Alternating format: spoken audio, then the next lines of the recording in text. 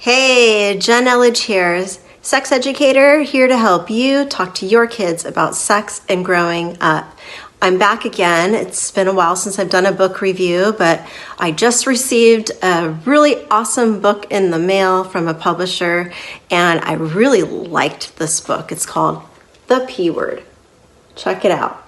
So the author wrote this book for his 10-year-old son who's coming of age, and it's a book about penises. So it's like a first body book for boys, and it's funny, and it's inclusive and accurate, and a great kind of easy way to start talking about bodies when you're ready with your boys. So maybe even 9 would be a good age, a little bit before 10. 10, I would talk a little bit more about the details, but this is definitely a great first book. So let me give you a little look at what's in here.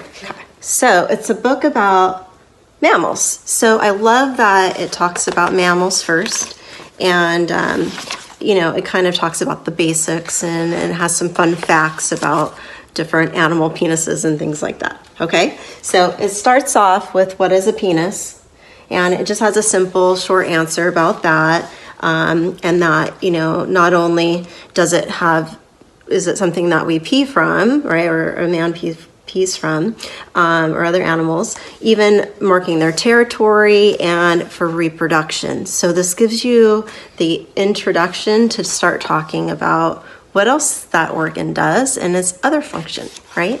So it starts with some animals here. So who has a penis? And it says a tiger and a bat, a sloth, a kangaroo, and a gorilla. They all have a penis.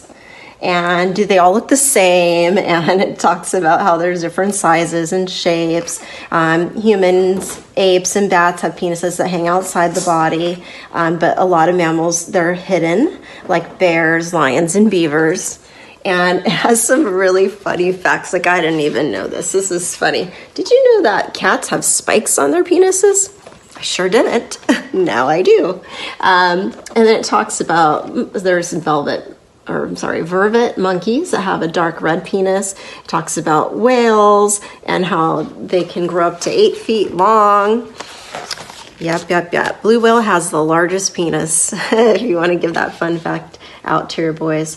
Now, it also does have some visuals in here, but they're very, very simple. I think these are great images to start with, right? And it also shows variety of how penises can look different. And this is also a time where you can talk about circumcision. So there's a little blurb about that. And I think that's great to tell them, why you did or didn't have that procedure done for them as well, okay? All right, so it talks about urine.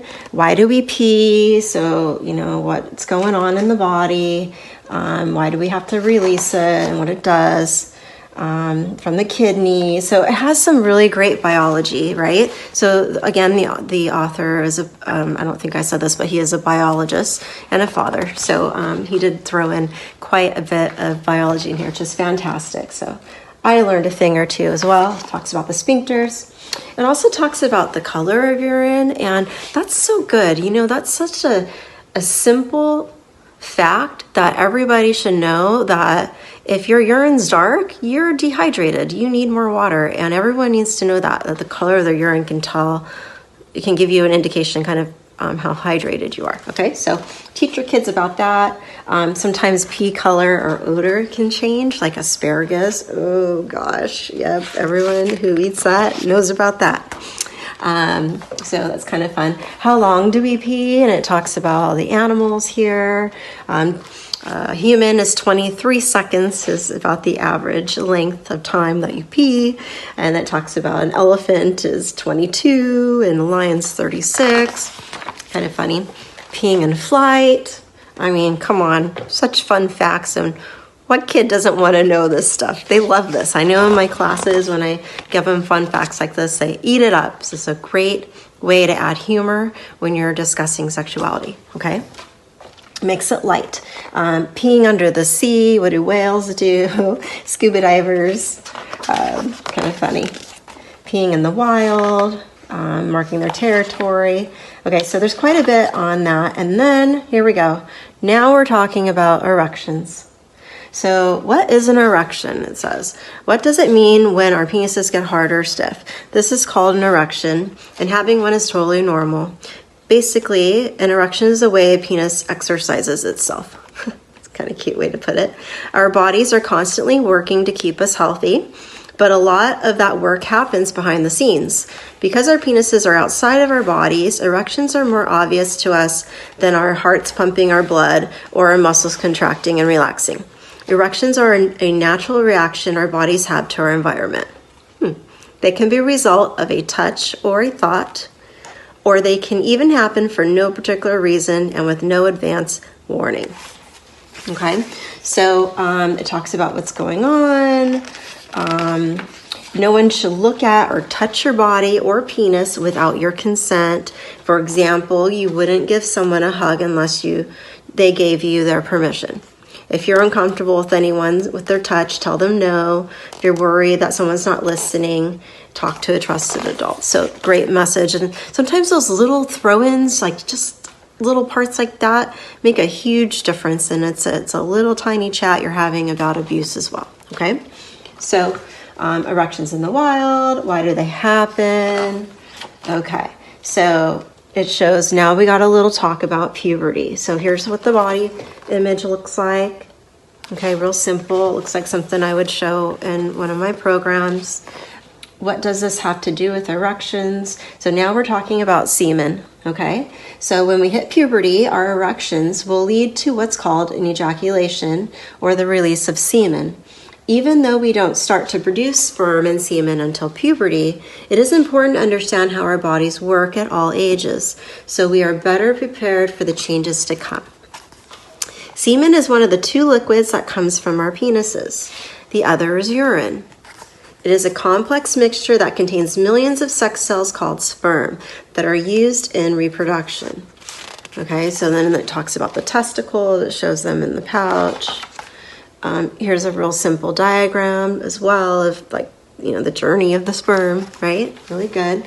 I thought this was kind of funny. How does semen speed stack up? And it compares it to sneezing and even farting and coughing and stuff. So I thought that was it made me laugh. How about the mammal world? What's going on with reproduction with them? So this is a real simple introduction to reproduction. That rhymes. Okay, so it talks about the mammals. How to keep your penis in tip-top shape, making sure that you're washing it, taking a shower. What to do when you're, peeing, be courteous and, lift the seat and put it back down, that kind of stuff. All mammals keep their penises clean. Keeping it safe on the field. Oh, that's a great thing too. Talking about using cups and things like that to protect them.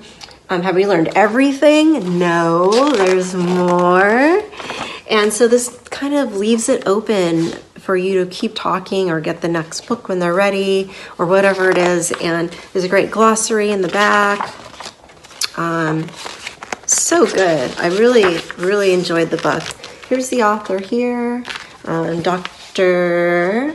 David Hugh, an engineer and biologist who studies animals with water, interactions of animals with water.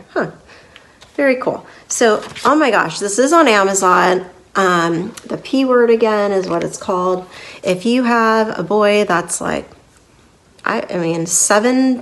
to 10, this is their book. I think, this is a great time to kind of talk about their bodies, and it's a great first talk to get you into talking about reproduction. Have they not asked about that yet?